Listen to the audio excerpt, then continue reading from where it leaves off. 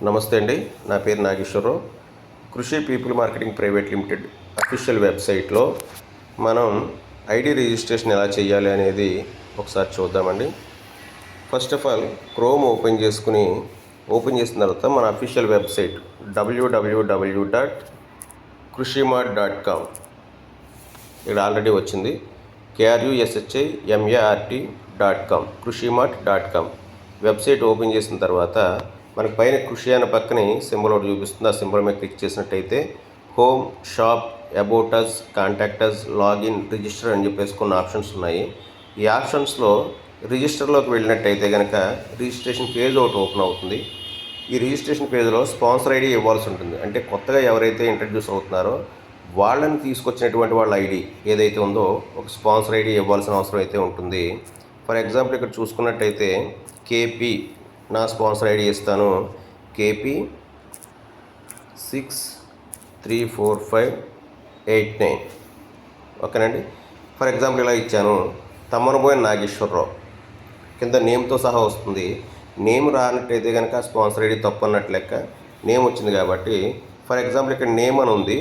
Name అన్న చోట మళ్ళీ కనుక మనం ఎవరైతే కొత్త వ్యక్తి ఉన్నారో వాళ్ళ పేరు ఫర్ ఎగ్జాంపుల్ సుబ్రహ్మణ్యం K కంద సుబ్రహ్మణ్యం అని టైప్ చేసి కంద సుబ్రహ్మణ్యం BRHMANYAM సుబ్రహ్మణ్యం అని టైప్ చేసాము.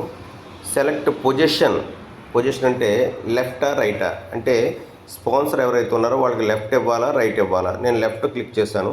తర్వాత కంట్రీ, ఏ కంట్రీ అయితే ఆ కంట్రీ. మనం ఇండియా కాబట్టి ఇండియాని క్లిక్ చేద్దాము. ఇండియా సెలెక్ట్ చేస్తాను. తర్వాత వాళ్ళ మొబైల్ నెంబర్ వచ్చేసి ఏదైతే అది వాళ్ళ మొబైల్ నెంబర్ ఇవ్వాల్సిన అవసరం అయితే ఉంటుంది. నేను 8341141127 నా మొబైల్ నెంబర్ ఇచ్చాను. తర్వాత ఈమెయిల్ ఐడి కంపల్సరీ ఇవ్వాలి. వ్యాలిడ్ ఈమెయిల్ ఐడి ఇచ్చుకున్నట్టయితే కనుక మంచిది. తర్వాత ఫర్దర్ ట్రాన్సాక్షన్స్ అన్నీ కూడా కంపెనీకి మనకి ఈమెయిల్ ఐడి ద్వారాగానే జరుగుతూ ఉంటాయి. నా ఈమెయిల్ ఐడి అక్కడ టైప్ చేశాను. తర్వాత పాన్ కార్డ్ ఏదైతే ఉందో ఆ పాన్ కార్డ్ డీటెయిల్స్ అయితే అక్కడ ఇవ్వాల్సిన అవసరం ఉంటుంది. పాన్ కార్డ్ ఏదో అన్న పాన్ కార్డ్ నెంబర్ ఇచ్చాను. తర్వాత నామినీ కంపల్సరీ ఇవ్వాలి. మనకి ఇన్ కేస్ ఎప్పుడైనా అన్ఎక్స్పెక్టెడ్ ఇన్సిడెంట్ ఏమైనా జరిగినట్టయితే కనుక నామినీ, మన ట్రాన్సాక్షన్స్ అన్నీ నామినీకి ట్రాన్స్ఫర్ అవుతాయి కాబట్టి వ్యాలిడ్ నామినీ నేమ్ అయితే కనుక ఇవ్వాల్సి ఉంటుంది. ఇక్కడ నామినీ నేమ్ ఏదో సంథింగ్ నెంబర్ ఇచ్చాను నేను. తర్వాత నామినీ ఆధార్ నెంబర్ కూడా కంపల్సరీ, రిలేషన్ కూడా కంపల్సరీ ఇవ్వాల్సి ఉంటుంది. వైఫ్ అయితే వైఫ్, హస్బెండ్ అయితే హస్బెండ్, మదర్ అయితే మదర్, ఫాదర్ అయితే ఫాదర్, సంథింగ్ ఏదైతే అది రిలేషన్ ఇవ్వాలి. తర్వాత నామినీ ఆధార్ అన్న చోట నామినీ ఆధార్ నెంబర్ ఏదైతే అది ఇవ్వాలి. ఆధార్ నెంబర్ మాత్రం కరెక్ట్గానే ఇవ్వండి, తప్పు పెట్టొద్దు దయచేసి.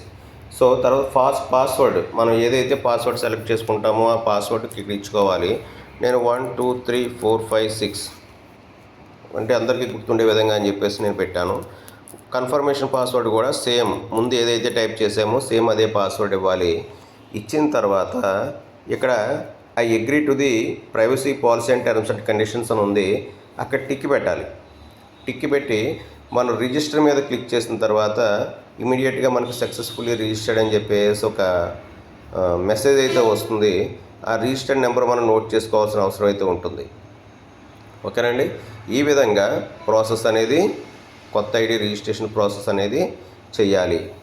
అందరికీ అర్థమైందని చెప్పేసి అనుకుంటున్నాను. ఒకవేళ డౌట్స్ ఏమైనా ఉన్నట్టయితే కనుక మీరు ఫోన్ చేయండి. నా ఫోన్ నెంబర్ ఆల్రెడీ చెప్పాను కదా, 8341141127. ఓకేనండి. Thank you.